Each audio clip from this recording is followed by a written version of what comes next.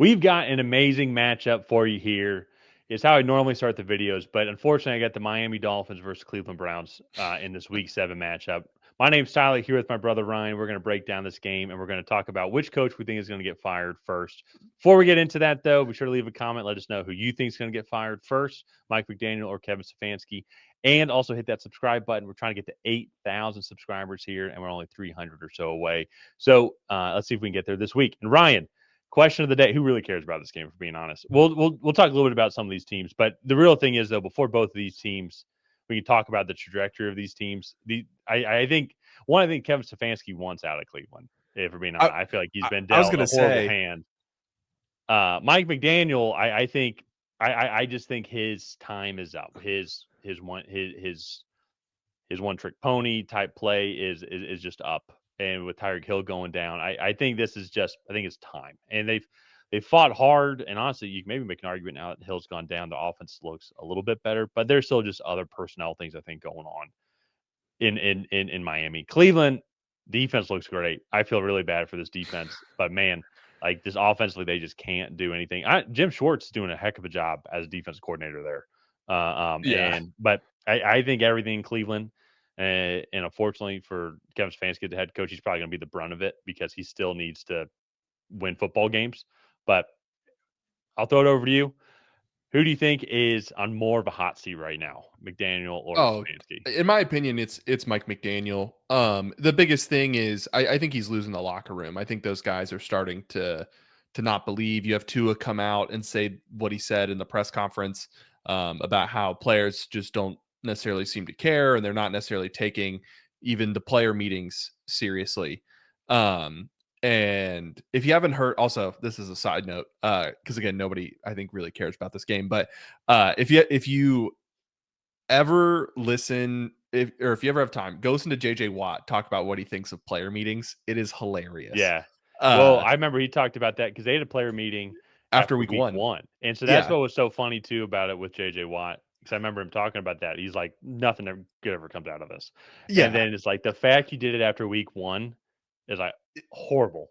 Like Yeah. already not It, a good sign at all. Typically, if it's like week 12 or week 13 and you're trying to fight your way into the playoffs, that could be a little something else.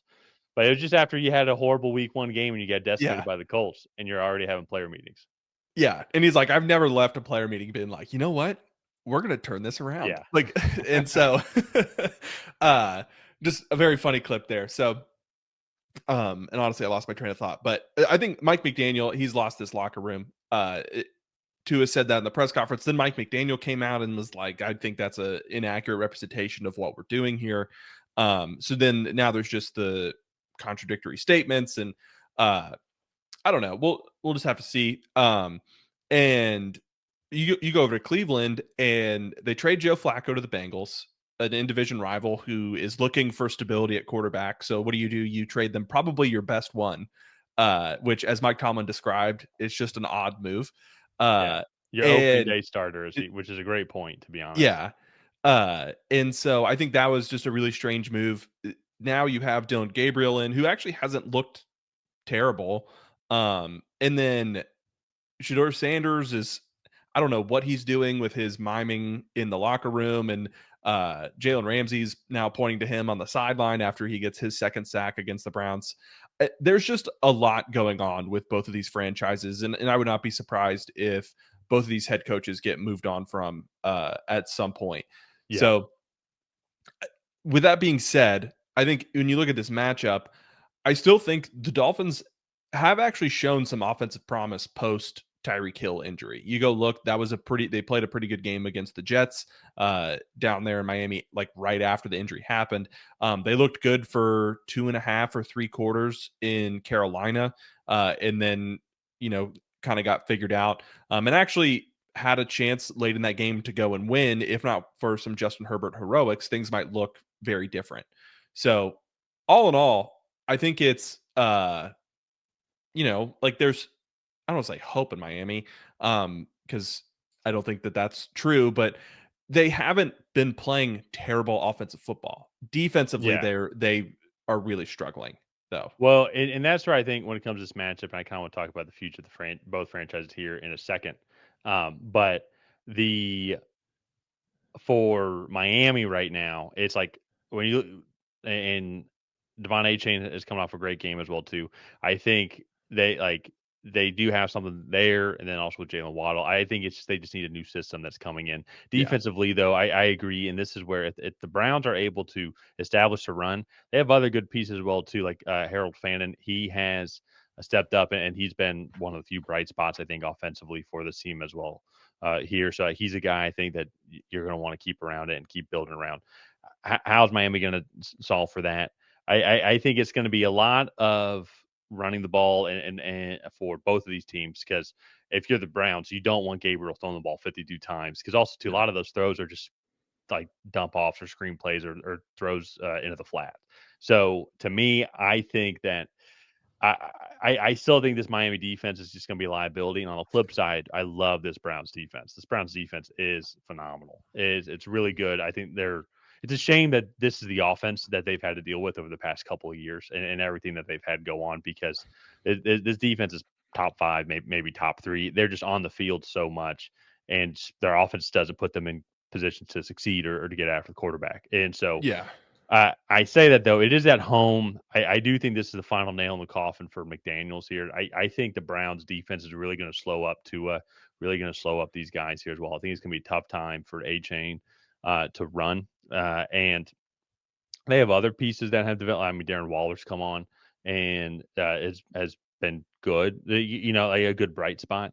You want to see Malik Washington keep on developing. And like he does have a couple catches for about 20 to 30 yards each game. You want to see more yardage and more targets from there. But it really is still like the Devon A-Chain, Jalen Waddle show in general. And I think the Browns defense is going to be able to hone in on those guys, and that's what's going to make them. Or I think that's going to allow the Browns to stop this offense, and I think it's going to be just enough for the Browns to win one here at home. And I'm going to go with Cleveland here in this one. Yeah. So originally I was going to pick Miami, but just even after like kind of talking about it, there's just so much dysfunction I think going on inside Miami. And then you couple that with the only thing that they've really done well the last few weeks is really run the ball, and then Tua has been okay. Yeah, And you go look at this Cleveland defense, and they're just not going to let any of that happen. Myles Garrett is just too good. I actually really like Carson Schlesinger, their rookie yeah. linebacker, that has been playing really well. Denzel Ward is Mason one of the Graham up best there in the corners. middle. Yeah, like Yeah, it's just this defense is really good, and so I think this is another rock fight. But I think the tiebreaker here is I actually think that the Browns might be able to do something on offense against this putrid Miami Dolphins defense. And so I'm actually gonna switch my pick. I'm also gonna go with Cleveland here. I just think that this is a matchup that favors them well. So yeah, yeah. Because even too, I know like you go into the Browns, they have some blowout losses here. If you go and look at the Ravens lost 41-17. Then you get the Lions 34-10 as well too. But even in that Ravens game, I mean, to show you it's not the defense's fault. They held Lamar Jackson to 225 passing yards, 197 if you include the 3 sacks for 28 yeah, yard loss that they have. They held the running game to 45 yards. So that's that game. And they lost 41-17. And then in the Lions game as well, I think they held them like 260 total yards as a team. So it's like, what more do you want from this Browns defense? They're third in total yards allowed, seventh in passing yards allowed, third in rushing yards allowed, 11th in sacks with 14 sacks on the year. Like that I think. Then when I look at this Miami team, who's also struggling defensively, I think the Browns, they're gonna just like dump off, give the ball to Quinshon Judkins, who I think is also a bright spot for this team. I think he needs a little bit of help on the offensive line in general, but I think a lot of Harold Fannin, a lot of Quinshon Judkins. I think just smart throws. And don't throw to the receiver. Maybe Jerry Jeudy a couple times, but don't throw to any Browns receivers outside of him. But yeah, that's what I think the Browns are going to be able to dink and dunk their way to victory. While Miami, I think, is going to struggle to score. They're going to have some explosive plays, I bet. I mean, because it's still Miami, still got a bunch of speed there. But I'm going to go with the Browns in this one. But in general, also though, who cares? Because both of these teams, I think, are going to be going into another rebuild. I think with new head coach, and yeah. I Two think the top Browns five, top five two picks. two top five picks. The Browns have another one too, depending on where the Jags end up. And the Jags are probably, if they don't make the playoffs, like they'll probably be in the early teens. I'm going to guess. when everything's all said and done. But if you're the Browns, yeah, you got to figure out the quarterback position and you got to get a receiver. Everything else, I really kind of like what you're doing overall with this team. And so with Miami, I think you got some good weapons there, but depending on which head coach comes in, then what are you going to do with Tua? Because Tua, similar, I think, in a different way to Cleveland, I think he's a liability just with his limitations. He's just limited as a quarterback with arm strength, with what I think just in now just overall mobility. I'm curious on what's going to happen when a new regime comes in because they're not going to want to have to deal with Tua and his injuries. So, Yeah. but you're going to go with the Browns here in this one as well. Yeah. So let's go ahead. Let's wrap up this video here. We are both taking Cleveland. Go ahead, like and subscribe. That is the best way to help out the channel. While you're down there, leave a comment on who you think is going to come out ahead in this matchup. Will it be the Miami Dolphins? Will it be the Cleveland Browns? And on that, we'll see you guys next time.